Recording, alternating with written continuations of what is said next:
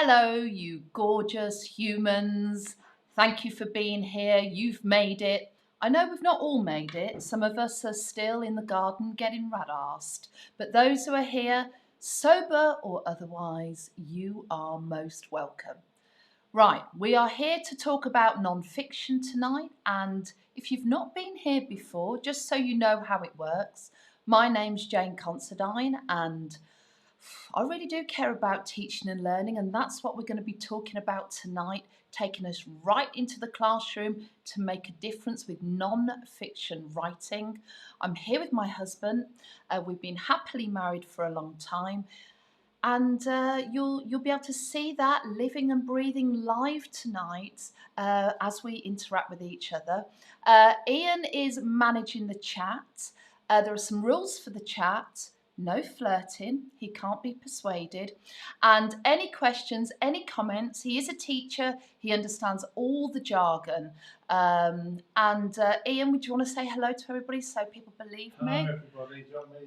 Yeah, can you flick yourself on? Hello everybody. There he is. Okay, he's got a bit out of control this week with his birthday, and those of you who know, because he does like nuts. So I got him lots of nuts for his birthday, and I'm sorry about that photograph in the group. Anyway, we'll just gloss over the nuts and pretend that didn't happen. Right.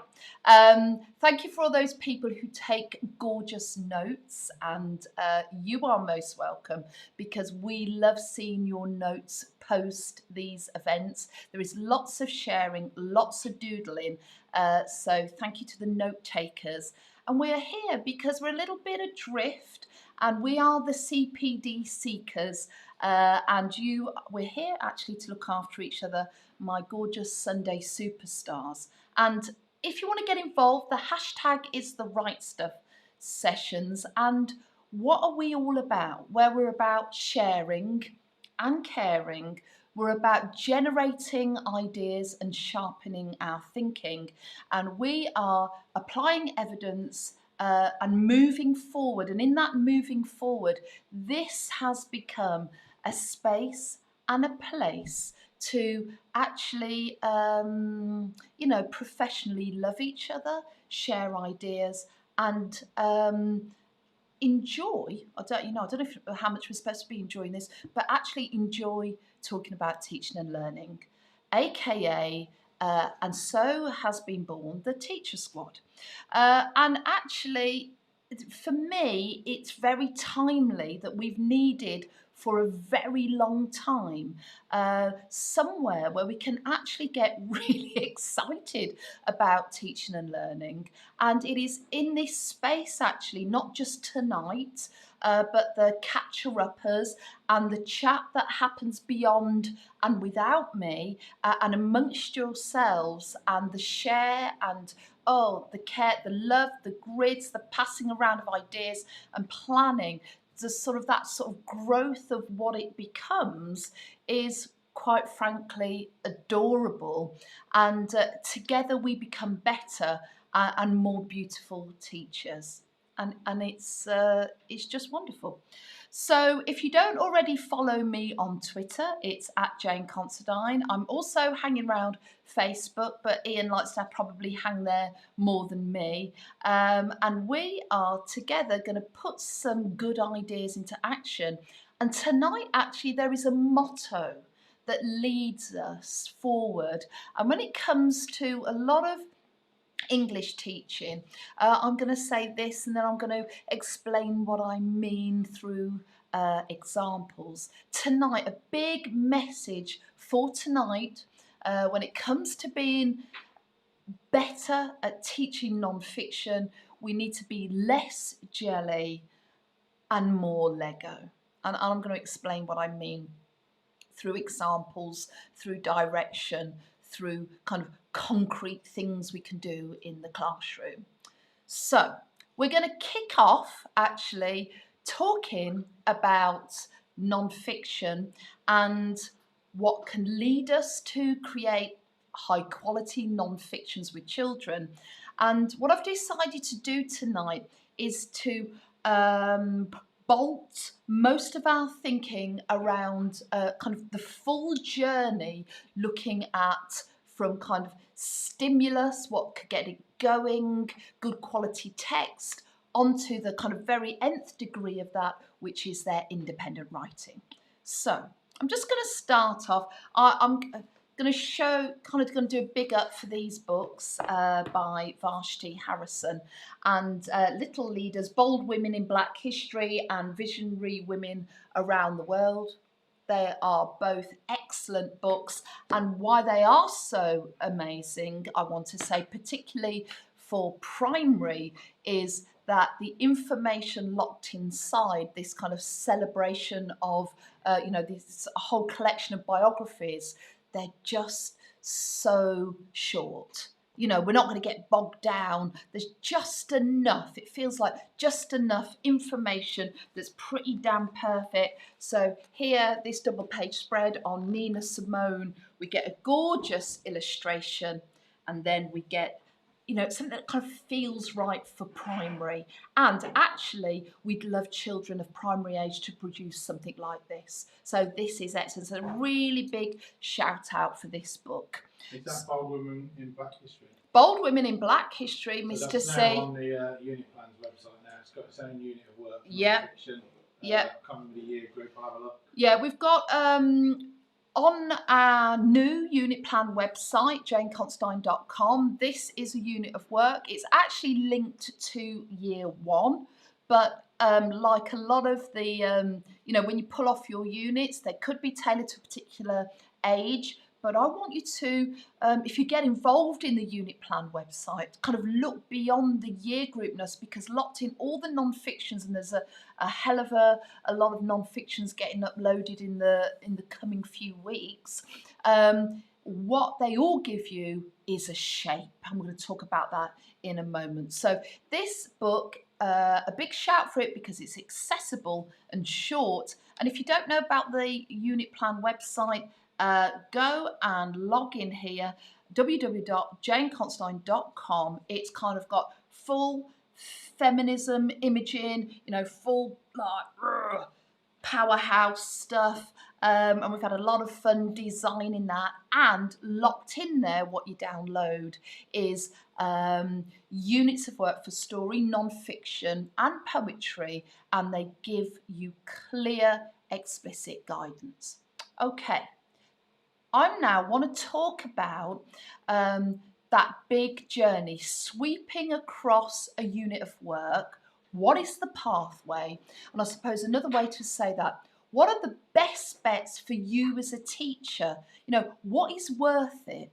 The craft, the beautifulness, when does it become beautiful? Is when we actually have less jelly, more Lego. Okay, so listen up, don't down that Prosecco just yet, or that lager or cider, whatever your little, and if you're sober, thank you. That's actually how I prefer you. I'm going to go through that clarity of sequence because it needs to be strong enough to prop us up, but flexible enough, like, hi, I'm the teacher, I need to make this sort of work for my kids, their interests, my curriculum. So, this is what I'm about. I'm on about sort of big, bold, strong, structural stuff, but I can still dance under it in terms of, my personal style or what my children need. Yeah?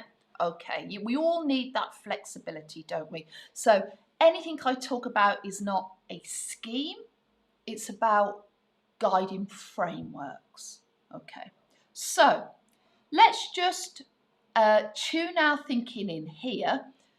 What I've done with this book, and bear in mind, Bold Women in Black History has a celebration of many women, some women who are astronauts, scientists, actresses, all sort of a whole chasm of successes. But I've just tuned into a sporting biography, and there are a few examples of other sporting biographies locked in the book. Okay, and it just struck me that I could have made a jigsaw shape, just kind of technically biography, but almost by go sporting biography, I could sharpen it even further. Okay, so I'm gonna take you through now the behind the scenes process of my thinking working with this sporting biography. So I go to this book, great book, and I go to that one side of writing to do with Wilma Rudolph. She's a sprinter. She's athletics. So I read it, and as I read it, it is broadly back of the net. It's broadly amazing, but there are some sentences in there that I slightly either, okay, as much as I love Vashti Harrison's work, I'm thinking for the classroom, I slightly edit out or I make them have more of a robust, obvious technique that they're trying to do. Because what we want to do with writing is be able to explain it really clearly. Anything that feels a bit like, oh, how would I explain that to kids? How could I lift that out of that body of writing and explain it? It actually just could splush through my fingers like jelly. Anything that feels like, God, how am I going to, oh, and it's like, it's the jelly effect. Not in a good way, not in a stickability way, but like, oh, just, it's kind of a bit mush. So we need to be able to diagnose writing, put our hand into it, lift it out, and it almost kind of, it looks like Lego, which means we can rebuild it. We can deconstruct it. We can put it back together again. It is the Lego effect. Okay, so I've only slightly adapted it when it just felt, oh, that's a bit mushy. So anything vague and undefinable got kind of rewritten with a bit more sharp in it. And I got rid of jelly and I thought about it more like Lego. And when I say I thought about it more like Lego, I read that and thought, resilient, rapid runner. I can describe that. That's an alliterative subheading. I can actually describe that really well. See that? Resilient, rapid runner. Just to prove a point, I actually can't remember this. This is where I have a little, Ian's looking at me, I hope you've put a bookmark in that. No. Have you planned it? No. Can you find it? No. Ian, do you want to have a little chat to people while I just put your face on? Gives me a chance to find this. Yeah, have you got anything to say? Anything to say? I might just leave you. Yeah, no, don't, because I'm struggling. I can't bloody. Filling. You can see that sometimes people who are professionals are doing this, they can fill. Yeah. You Professional know, I've filler. spent whole days when I've been hungover filling in all sorts of lessons. Right. Very well. Yeah, okay, come back to me. Can you see that on the camera now, Mr. C? I'm going to just hold it up a bit. I'm going to zoom into it. Let me just... Oh, God, don't start zooming. Okay, that's better. But hold it up a little bit. Can you see that? Yeah, that's great. Can you see the word sprinter? No. Oh, for God's sake. I'm not skim reading that. No, the heading. Can you see the heading sprinter? Oh, yeah, of course, yeah. Yeah, sprinter. The heading sprinter. Yeah, yeah. The heading sprinter. Okay. So professional. That is slick. See that slickness there? That's a great heading, sprinter. Have a look now at mine, and as much as sprinter is great, you know, it's short, it's snappy, it does the job. But can you see here how I've not got sprinter? I've got, well, actually, I can take the core idea of sprinter, but I can give that a alliterative heading because I feel like that's a bit more meaty and I can teach it. Does that make sense? Yeah? Mr. C, does it make sense to you? It makes perfect sense Good to me. boy, he knows the right things to say. I didn't realise you were talking to me. Yeah. You're talking to the ether. No, but I like a little bit of feedback, babes.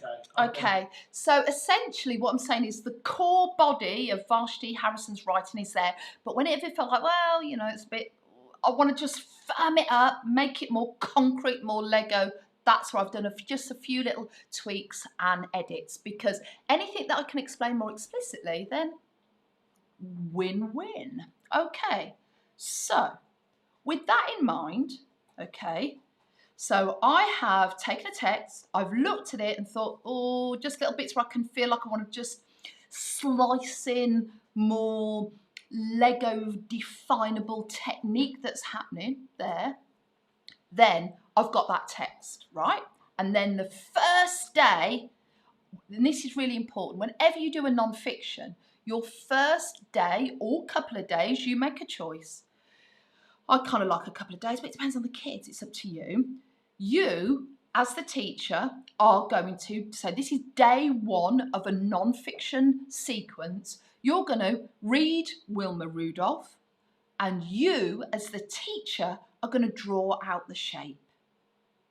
Let me explain what I mean by that. So here is the text of Wilma Rudolph, and I have, can you see that, Mr. C? Yeah? Perfectly, yeah. Good boy.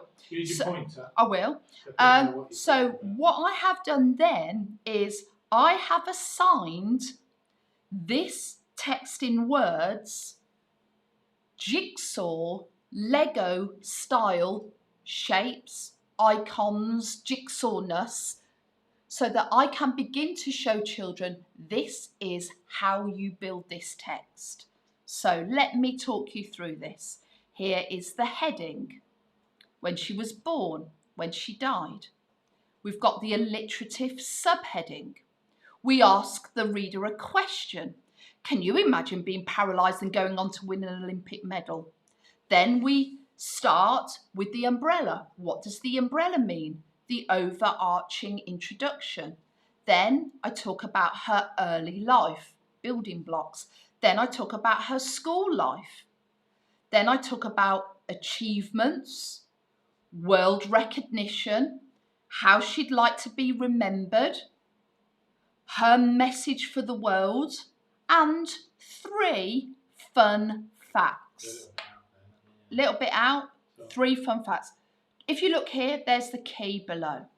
Heading, alliterative subheading, questions, overarching idea, early life, school life, later life, world recognition, memory box, how she'd like to be remembered, her message for the world, and 3 fact splats.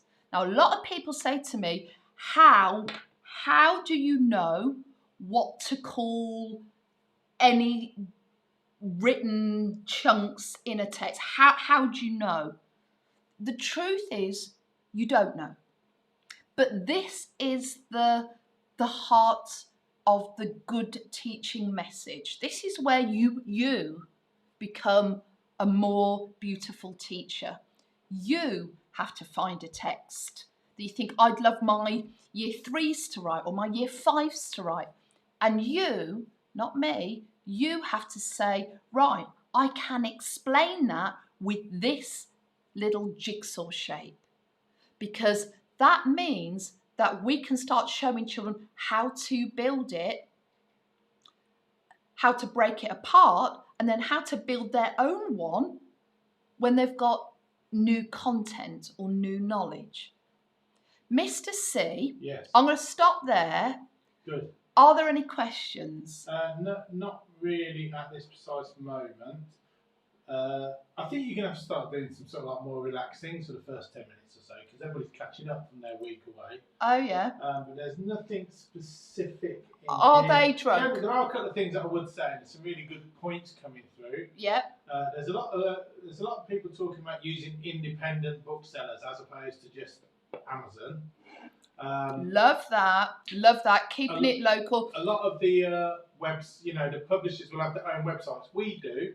So when you come to buy any of our books, you've got the choice of going to Amazon. A lot of independent booksellers will also sell us. They'll come to us, but Yeah. You can also go direct to our website, which means that we don't have to pay those huge Amazon fees, which other publishers then won't be able to. So there are different ways of getting books. Obviously, if you want something quickly by the day after, Amazon is the best way. But I think that Jeff Bezos is he's got plenty enough, whereas we can support all the local bookshops. And I know that most of them are open, but even the ones that aren't open are still Have you got your camera on? No. Are you doing a long monologue? And then yes, I that's think, it, I'm done. He does that, doesn't he? He's filling. I think I'm off camera. Good job I didn't pick my nose. Sandra Norman has yes. asked, are these points in the right stuff or Hooked on Books books? They're in the right stuff book. They're in the right stuff book, but more than anything, what we have done under www.janeconsidine.com, the annual subscription there that opens you up to plans, and more are getting uploaded all the time. What you'll get, that's why you've got to download your free plan, because you will start seeing shapes and that way of working. And then if you've got loads of suggestions, then you'll be really confident to build your own. Right, look here. This is a summary of that. So for sporting biography, we have to introduce children to these shapes, and these are almost meaning makers. It's like that means something. That question mark means you have to ask the reader a question. This umbrella means overarching idea. These become definers. They enable the children to understand how the text has been built, and these shapes then explain kind of content, knowledge, information that needs to go inside them. And I suppose, unlike old style, what's the word for it? Here is a group of textual features. It's almost like, yes, that's interesting information, but where does it go? And it's almost like, if you're a child, it's like, yes, they can listen along, it's got to include, technical language, but actually, it's like, where does that go? Does it go everywhere? Or is it just in these shapes? So it's the shape approach allows it to be built more logically and nothing is left out. Okay. So we present the shapes to kids to activate their thinking, and then we want them to build a jigsaw, and we have to design it because we know then how it's going to fit together. And the dilemma we've got, because pupil learning is invisible, our main job as teachers is to kind of make something that just looks like, from a kid's perspective and actually from an adult's perspective, just a whole body of words on a page. We've got to Lego it. We've got to draw it out. We've got to make it explicit. We've got to make the building blocks obvious so that we can break it apart over time and begin to teach it. And then children can build their own. That's really important. That's why we have such a logical teaching sequence, that they can build their own. Okay, so let's just have a look here at how stories and non-fictions are the same and different. Okay, because there are similarities, but there are also differences.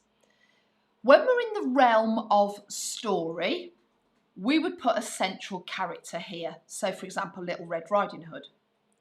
When we're in the realm of non-fiction, who goes here? A reader. So, when we're in the realm of story, we have key events or plot points. When we're in the realm of non-fiction, we have jigsaw shapes. Now, we broadly know a plot point makes an hour writing lesson. So when it comes to non-fiction, we make a common sense judgment about actually a jigsaw shape, or how many jigsaw shapes do I think I can get children to work under, model through in a lesson. So this lesson is heading, alliterative subheading, and ask the reader a question. I actually think I can do those 3 shapes. And in the next lesson, I think I can do the overarching idea and early life. And in the next lesson, I think I can only do school life. And in the next lesson, I can do world recognition, achievements and world recognition, So this is slightly different because it's not necessarily a plot point makes a writing lesson, but we make that common sense judgment. How many of these shapes do I think I can teach? Sometimes it's 1, and if they're really short and punchy, sometimes it's 3. We also show children the sporting biography like this on a map, and we teach still to highs and lows. This is a reader being pushed through these shapes. Your reader is going to meet all of these shapes. Our reader is going to meet all of these shapes as they read this sporting biography.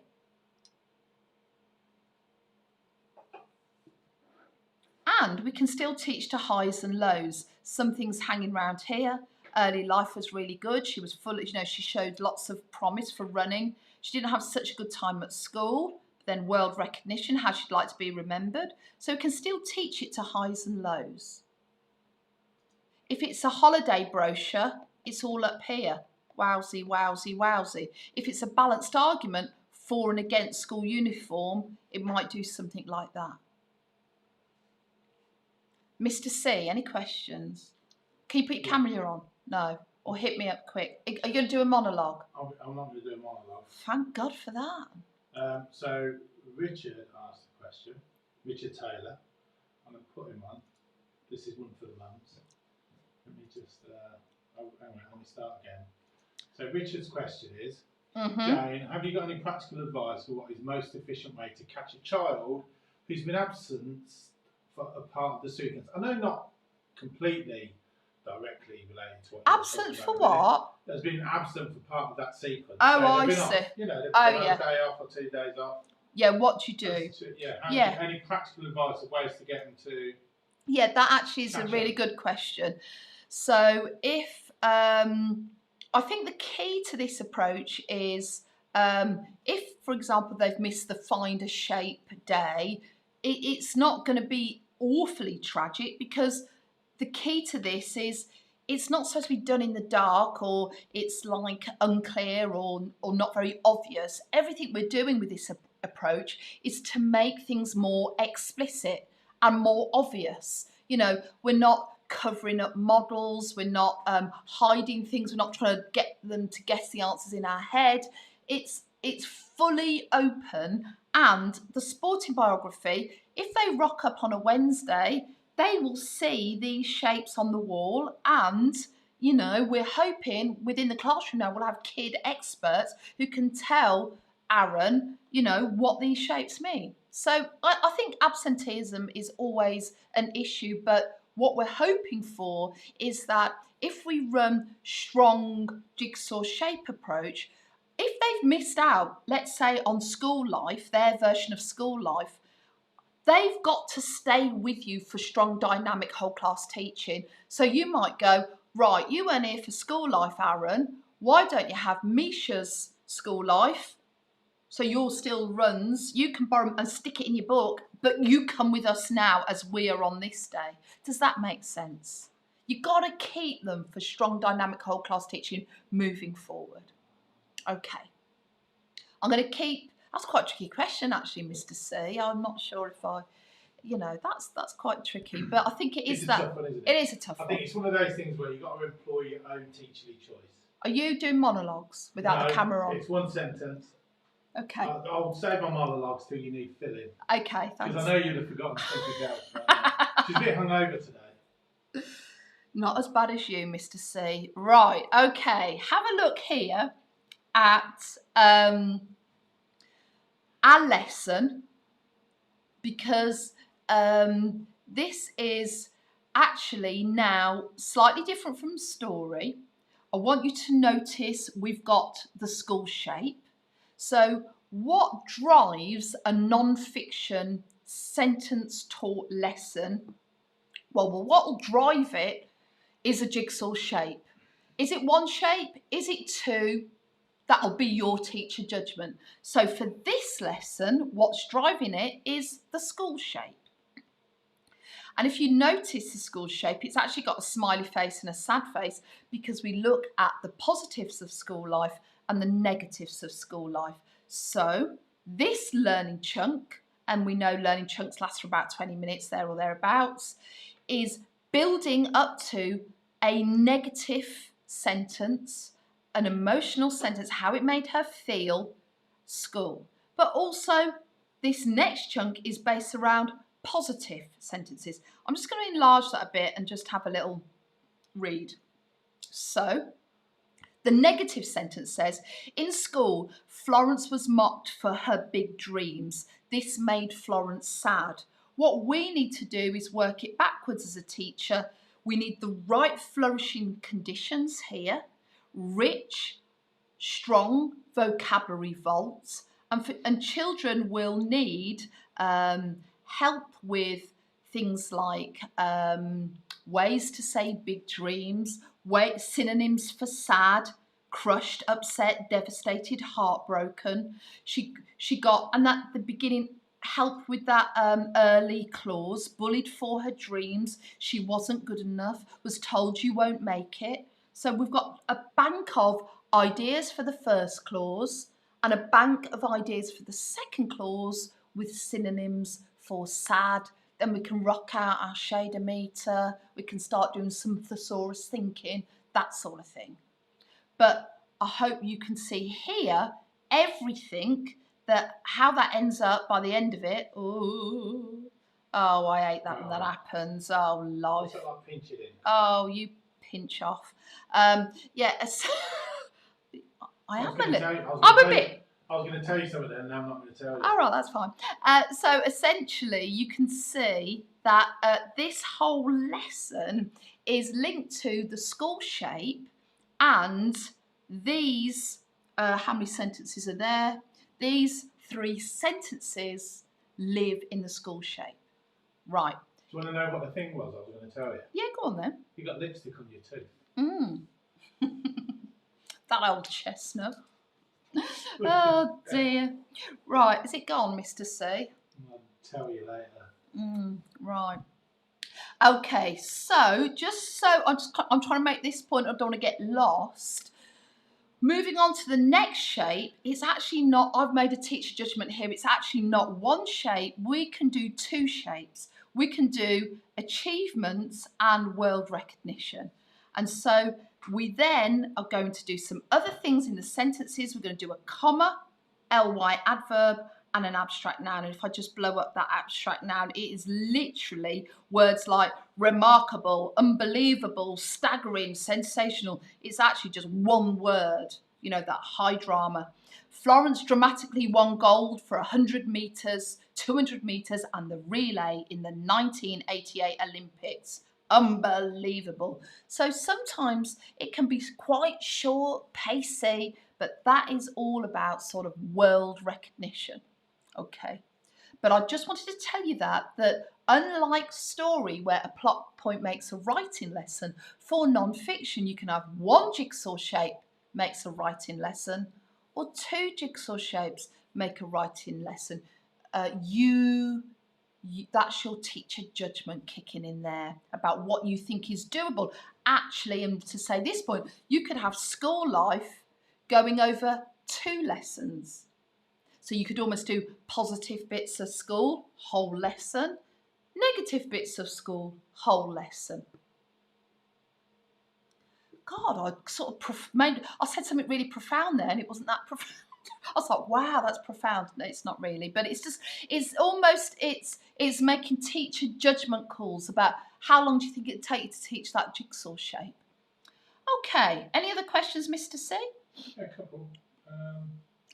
Don't try and let me know when you're ready then. I think you've answered them, to be fair. Cool. So do you use the text for finding shapes, then use someone else for lessons? I got it. Yeah, this is this one now. So you're right. Yes, is the answer to that question. That was delivered very badly by Mr. C. Was very garbled and unclear. But yes, is the answer. His question was, or her question was, the text that you use to find the shape, Wilma Rudolph, is that then what you build with the kids? No. So it goes like this. Broadly, no, but I might add some little caveats onto that. So, find the shape, we used Wilma Rudolph. Brilliant. That gave us the jigsaw shapes. That means we can put the shapes on the wall and we can build a working wall with these visual jigsaws. Brilliant. Now, we are going to build our own. We're going to build our own together as a collaboration, as a class. And together, we, as a class, are going to take, let's just go back. Let's just make this very, very deliberate. can you see here? 1, 2, these are me counting lessons, 3, 4, 5, 6, 6 lessons in total, 6 writing lessons.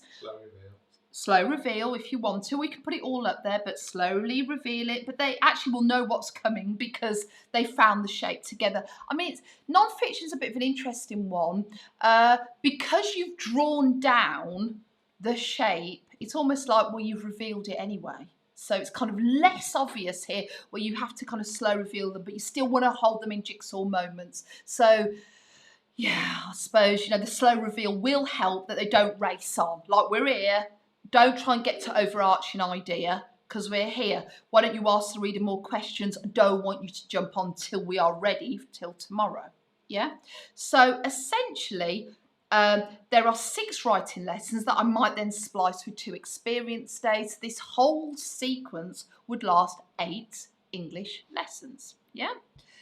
Right, just take a look here. So we've used Wilma to get the shape on the go. Boston.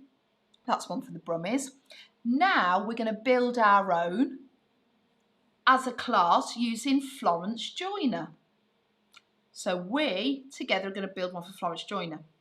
I also know that there's no point us trying to build a biography for Florence Joyner without us knowing about Florence Joyner. So a lot of my experience days in non-fiction will be to do research. Like, just a lot of it's like, well, we'll watch YouTube clips. We'll have a discussion. We'll hit the internet. We'll look in books. We're going to find some knowledge about Florence Joyner. A lot of experience days in non-fiction are research. Okay.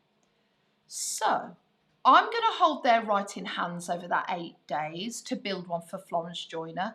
And now, look here, and you can download that, you can join our planning site. That's exactly what that plan does. But for independent writing, I want them now to, so let's just have a little recap where we're at. They have read Wilma and get the jigsaw, and I've explained it and they get it. They've lived by it because it's on their non-fiction jigsaw pathway. We've built one for Florence, and now I'm going to task them to write another sporting biography. Now, they could go off and choose anyone they like. If they were much older, if they were younger, I might say you've got 4 options who interest you. Raven Wilkinson, who's a famous ballerina, Tessa Sanderson, Nicole Edmonds, a famous boxer, or Anthea Gibson. I'd like you to become an expert on these, and you are tasked to do some independent writing on these people. But before they can do that, they would have to also do some research. What they have got, though, is what is the jigsaw shape for the sporting biography. They know that, and they'll also have steps to success or success criteria that I've deliberately taught them from the Writing Rainbow. Any questions, Mr. C? Yeah, a couple. Nice and loud. Yes, okay. So Sandra Norman has asked, if you choose a sport biography, so say if they go and download the biography unit that we've got on the website, yeah, and you've suggested in that go and do Flojo, so as another sport biography, is that what you'd stick with, or any biography is, in a nutshell, what Sandra's asking? I don't really understand. I think you've tagged on in a nutshell as a phrase because he doesn't understand the question. Yeah. No, I do. She's saying if you choose the sport biography, do you stick with a sport biography? It's up to you. It's up to you. If you are going, if I rewind that back, let's have a look at, I think this is the question. I think, and then you put me straight, Mr. C, because you... Okay. Right. So let's have a look at this shape. Oh, for goodness sake. This shape here. Let me give you this question. No. Let me look at this shape. Yeah, but I'm saying this might... Sporting biography here. There is a little bit of here where it's kind of some of the imaging. You say, well, that looks a bit sporty. But broadly, if that means, you know, what's happening in later life and world recognition, to be honest, is the question, could that be applied to any biography? Probably, but if I was going to do that, I would doubly think about the shapes. Are they transparent enough for any biography? The truth is, as I look at them, yes, they are, I think. Yeah, that's great. Yeah. So my response to that was, it'll make it a bit easier if you stick to sport biography, because they can just translate everything they've learned during their teaching and into their independent writing. This is this thing here, look. Me saying, Wilma was our shape finder. Flojo was the one I wrote collaboratively with you, but under my wide demo writing wing for you still to apply stuff. Now you go off and do another sporting biography. Here are 4 great ideas, or you can come up with your own. I mean, I think you can make it even wider, I suppose, and go any biography, but I think if you were going to do that, you've got to be sure you're doing that right from the off, I suppose. Okay. It seems a bit of a small question, that. Can I ask another question? If it's just been reminded, I can't remember who originally asked it. Yeah. But there was another question that's similar to it, just reminded me. So, yeah. When would be a good way to do or how would you be a good way to do an experience day within non-fiction, or in this case, this biography? So I can't remember what you put in the how or what is a good experience day? I think what is a good experience day is anything you damn well please. What I would advise you do at the heart of it is knowledge acquisition, facts, knowledge. So let me just take that idea and take it further. Okay, we get inundated, and I mean inundated, in all the years I've been doing this job. I can tell you now, top of the charts, the most amount of questions we get, and I mean bombarded. In fact, this weekend alone, I had probably 27 questions about this. Independent writing. I get the most amount of questions about that. Now, I get that. Sometimes the questions about independent writing is just like, I'm a wash, a sea, I have no clue. Sometimes it's like I've got a moderator and I'm in a moderating year and I just want to make sure. Sometimes it's like, well, we're just trying to catch you out on DFE guidance, Jane. I mean, there's all manner of reasons why people ask me questions about independent writing. And what we've got to understand about independent writing is that at the point when we need to judge their writing, there has to be a point where kids just have to show us what they can, and let's be really honest about it, what they can and what they cannot do. There is a point where it's like, it's in silence, and you just have to show me what you can and can't. It's like the testing situation. There comes a point when that has to happen. But there's also another aspect to independent writing where we have to see it as, we can't just hit them cold with silent writing. We have to train them to the preparatory thinking of, you can get ready for this test-like situation. And that is where we morally have to sit as teachers. You know, you are going to have to hit this test-like situation, which is basically sit in silence and write. But we're going to show you very clearly how to prepare for that. And it comes back to this idea of, oh, you can't prepare for an English test. Yes, you can. And we're going to help you do that. We are going to help you get ready for this essentially test situation. And this mini test situation of independent writing, we can show you lots of strategies that you can apply into this test situation. And that is what, when I call it a teaching sequence for independent writing, and you can download that for free off my website, it's that moral duty of, let's show children generic strategies, particularly to do with writing, how they can get ready for it. And that's what I'm talking about now, a teaching sequence for independence. Okay, I know you might know this, but this is one of these retrieval times. If you've heard of this already and you listen and you go, yeah, I know that, That is so lovely. That means you're in the squad. You've been sober at certain points and you've been listening, so that is gorgeous.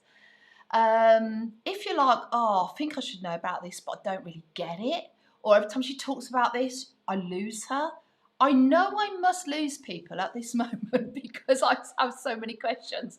So I'm really trying to do a lot of self-reflection. You know, it is tricky. So if you've heard me talk about this before, I'm saying it again, and if you know it, great. And if you don't know it, let's just have a bit of a, let's have a go at this again in a different way. Independent writing, okay? I want you to see my little notes here, and I want you to see that I've split them into 2 halves. Right, listen, this needs you to listen for about 6 minutes, yeah? And honestly, if you get this, I'll be so proud of you. And if you get it so much, it stops you asking me a question about it, even better. And you know what? If it doesn't, keep asking questions, because we've got to get this. We've got to get this right. And we've got to get it right to a point where actually we can go, that is independent. That is truly independent. There's no cheating here. We're just talking about, I suppose, almost like revision preparatory strategies. Like, I'm going to help you succeed in these silent writing situations. Okay. This half, my notes here, can you draw a straight line? No, I don't think I could walk a straight line after the amount of birthday drinking I've been doing with Ian. This half is story writing, yeah? And this half is non-fiction writing. And your teaching has finished. Your teaching has finished, and now they have got in their books their versions of Florence Joyner's sporting biography. We all did Florence Joyner. I taught them Florence Joyner. They were with me. We wrote through jigsaw shapes. The jigsaw shapes were chunked then into sentence-driven lenses from the writing rainbow. We all did our versions of Florence Joyner. They all did their versions of an alliterative subheading. They all did their versions. They're not copying mine, or their versions of the overarching heading. And they've all got their versions of Florence Joyner in their books. Now, I'm training them to do independent writing. Yeah? I'm going to talk about what that is for story and what that is for non-fiction. So, for story, can you see down the side here, we've got Monday, Tuesday, Wednesday, Thursday, Friday. So I'm actually talking about a sequence of time, doesn't have to be a Monday to a Friday, but I'm talking about the hour English lesson, right? So Monday, if it's story, we give them a blank narrative map. And on that blank narrative map, it has highs and lows with an axis. It has a central character, and they decide who the central character is, and it has plot points. And in those plot points, on Monday, they draw or keyword in these little circles. We get that, don't we? But what they also have on Monday is me declaring with them as a teacher, right, when we did float, for example, these are going to be our 7 success criteria. And I want you to plan for me a 7 plot point story, yeah, for example. And then I also declare 7 success criteria. What does that mean? What's the equivalent of that in non-fiction? In non-fiction, what will guide them is their sporting biography shape. And there are, and I can't remember, I hope there was 7, was there, Mr. C? Can you remember? He cannot remember. Of course I can't remember. Let me have a look back. Don't want to just see where I can get like 100 emails. Oh, I wish you'd listen. I think you missed it. Keep doing that. Oh dear. Oh man. Damn it. Oh dear. 6. Can you see that? Lesson 1, lesson 2, lesson 3, 4, 5, 6. 6 lessons. So by the time we're in a planning situation, here, we want them to populate information. There's more than 6 shapes, but we group them into 6 bundles. Does that make sense? It makes sense to me. And they have to now, on this Monday, instead of drawing their plot points with keywords, they're going to populate these shapes with key information. Now, I recognise that is harder than story. Story is hard because it relies on their weird and wonderful imagination, but non-fiction could fail because they haven't got knowledge. So what children need prior to building this, they need to have an experience session where you say, go and be an expert on Tessa Sanderson, go and be an expert on Venus, forgotten her surname, Mr. C. Thank you, Venus Williams. Go and be an expert. I'm going to use an experience day so they can go and get knowledge. And as they go and get that knowledge, I want them to start populating the shapes with where they're going to put that knowledge. That is really important. It's more important that they have we can still do experiences before a story as well, but can you see how it's really important we give them time to get that knowledge? Are there any questions around that, Mr. C? So, make sure you're really loud and clear. So Vanessa Baker has just asked, so the teaching would last for 6 to 8 lessons, including experience days, prior to the independent writing, and then the independent writing could last another week. I don't think that's...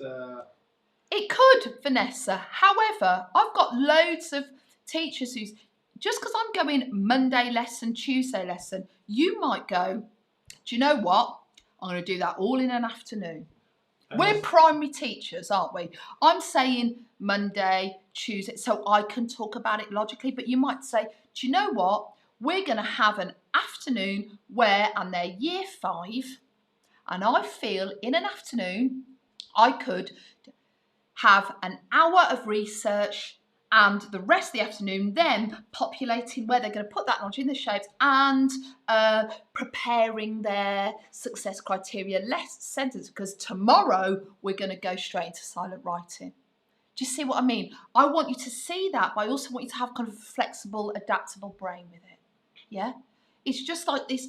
The most important thing I need you to understand is the sequence you go through, not necessarily the amount of time. Okay. So, back in the room, so it's the sequence that's more important than the hour lesson. But let's just rewind there because I don't want to lose myself. A funky experience sessions with the purpose in non-fiction that they have got knowledge to populate their shapes. Then they are going to, on Tuesday, and this is the same for story, they are going to add, if I say to them, the success criteria is an alliteration heading. The success criteria is ask a question. The success criteria is add 3 adjectives at the end of a sentence. My success criteria I hand out, they're going to plan where they're going to show that off. What sentence shape is going to be their sentence shape to show off the alliterative subheading? The 3 adjectives at the end of a sentence. They're going to place where they're going to put it. Then on Wednesday, really important day, they are going to put meat on the bones. So now they know they want to write about Tessa Sanderson, and she's an amazing at javelin. They're going to plan joyous, jubilant javeliner. Is javeliner a word? But you get me drift, don't you? So they plan that there. Mr. C. No, I'm being technical. Yes. Wasn't she the Catholic? Did she do the what? Was it just javelin? She's a what's that word? Heptathlete. She's yeah. She's that and that. She does javelin and say that word again for me, Mr. C. Heptathlete. Yeah, she's that as well. So Thursday is they think about it even more and add more language to their plan. And then by Friday, for example, you then go, and this depends, this teacher judgment, you've got 10 minutes to write that plot point makes a paragraph, you've got 10 minutes to write that jigsaw shape or shapes. So it's very similar, but where you'd have to probably factor in, you know, you need to make sure in non-fiction they have a chance to build their own of knowledge. Now, if you are going to do something like, let me just make this point, something like a Save the Planet leaflet, I know that I could hold their writing hand with them and talk to them about deforestation, fossil fuels, and paper, recycling paper, and I could still take down into their independent writing saving the planet, but they could just generate different headings, but they'd still have to go and get knowledge on those headings. Okay. Once children have done, and this is almost like the Friday or wherever you put it, the silent writing, we can then make judgments. We can then advise them to interrogate it using the 3 ways of editing approach. And then once that's in place, remember, we do ranked comparative judgment. We lay them all out into the least effective to the best effective, because that's the way we can have that broad observational look. And what do we want to take from that? Basically, that feedback loop of advice we can give kids to make it better. Okay. So, just to recap that with different words, there's no new information, so that's really comfortable, no new information. Here's the map of the sporting biography. Can you see that? Yes. So that's on the wall. What that would look like when children, and this is in particular, I'm almost adding meat onto these bones here. Look at Tuesday here. Tuesday. I'm just giving you an example of what the sort of things Tuesday would look like. Tuesday is me. Well, actually, let's make this even more obvious. Yeah, Tuesday and Wednesday. So Tuesday, I am looking at a shape, the overarching idea. I have my knowledge. I've chosen as a child, I'm going to put the knowledge of Tessa Sanderson was a gold medalist. She was famous in the 80s, and she was the first Black British woman to win Olympic gold. Those are the key facts and notes that I'm putting into overarching idea. I also know that I want to include a complex sentence when I do the overarching idea. And then on Wednesday, I am writing in what that sentence is. So before I even hit silent writing, I have banked a sentence that's going to deliver success criteria. So not only was Tessa Sanderson a gold medalist for Great Britain, she was also the first Black British woman to win an Olympic gold. So this is my hard work. I know the map, I put my facts in, and then I place the success criteria, then I actually work it up into a sentence. So that captures Monday to Wednesday planning, and then Thursday, this is where I annoy myself, but I'd have another column there where actually any other things I want to include in that shape, any of the bits and bobs, any of the language. Mr. C, any questions? No. They're very well behaved today. No, they're very active. So there are some really good questions, but you're answering them almost as they come up. So, not really, because, wait a minute. Can I just say at this juncture, he was on his phone texting his girlfriend. Yeah, okay. So that's why I said any questions at that point. Right, I'm going to move on now. This is nothing new, so it just can be really chill and calm, but I'm just saying the same things in a different way, because some things click, with some learners and some things click with other learners, but right, diary. Okay, diary. I want kids to write a diary. I'm at the early stages of writing a diary. So what do I load a non-fiction unit of work with? I load it with finding the shape. So here, day 1, find the shape. Day 2, find the shape.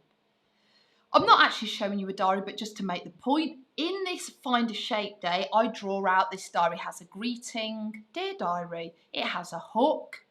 I talk about the impact of an event. Then I zoom in to more detail. Then I sign off.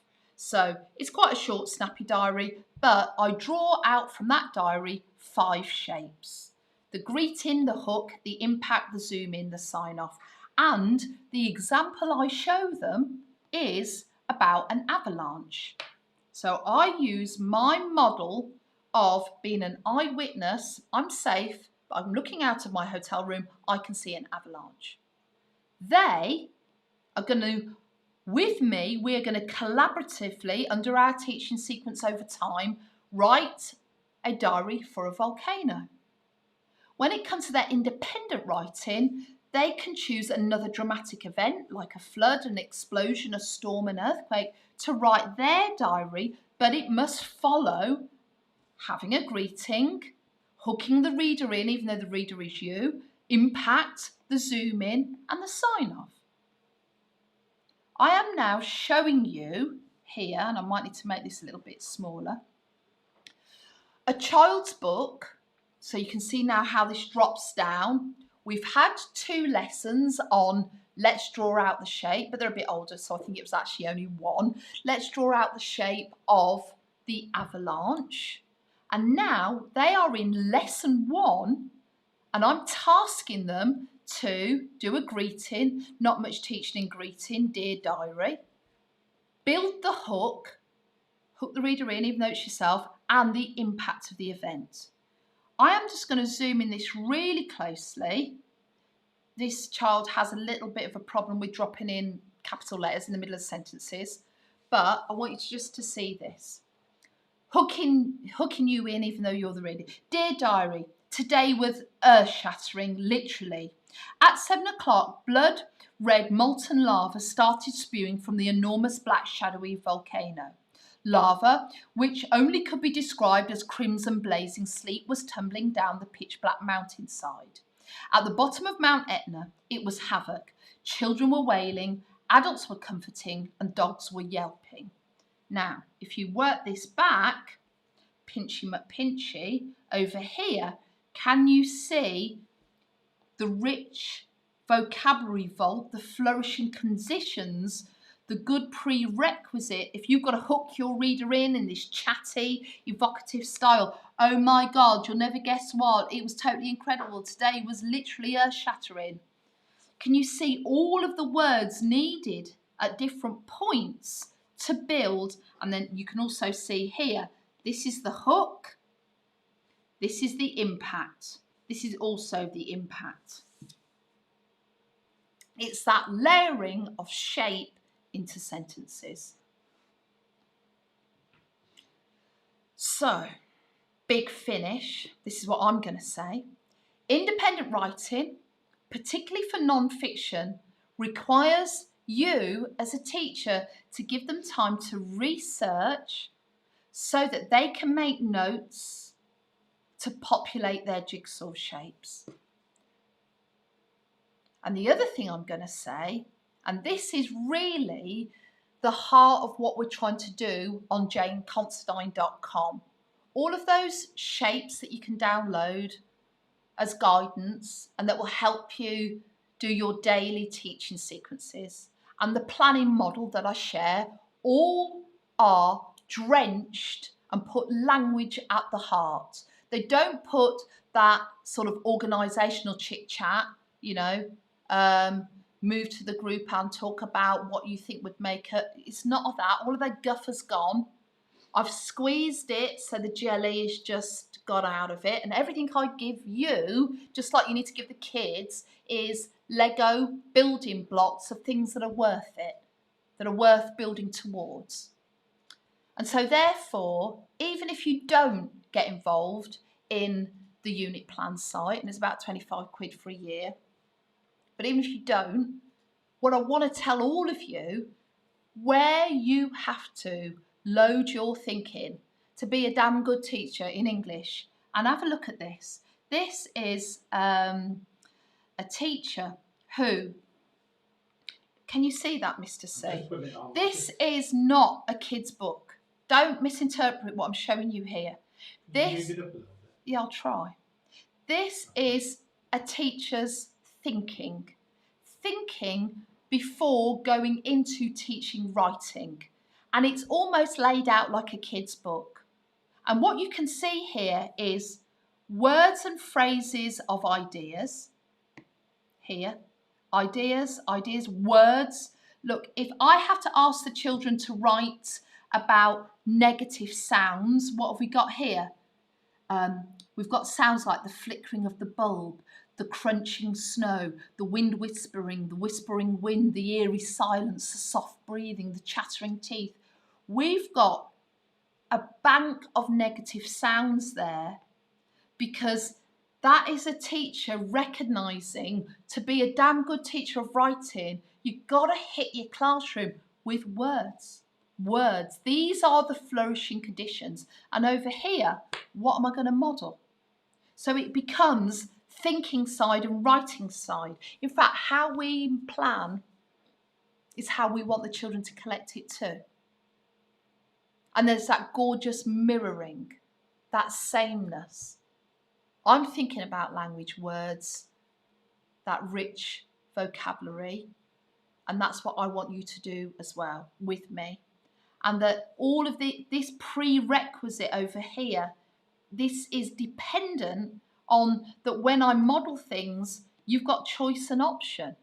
You know, we could, I want you to start with an as at the beginning of this sentence, as the eerie silence engulfed me, as the wind slapped, as I stumbled into the clearing. All of these, you know, we've got options, but there's lots of ways we can get into it. So when children see our models, they can see they've got choice.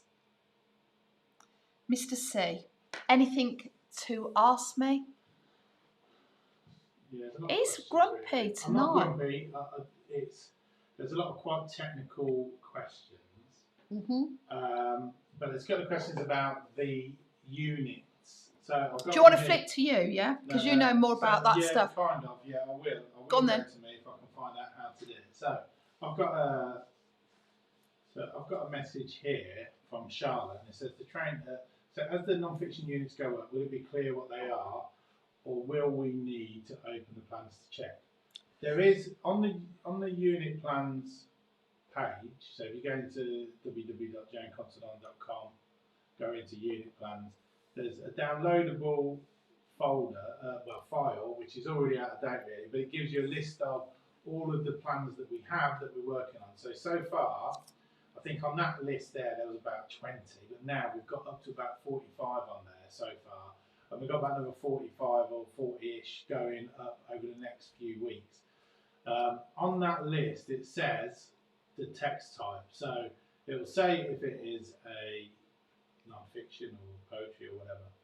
We've also been working on some new ones that we're currently writing at the moment. So there's going to be a lot of non-fiction ones within them.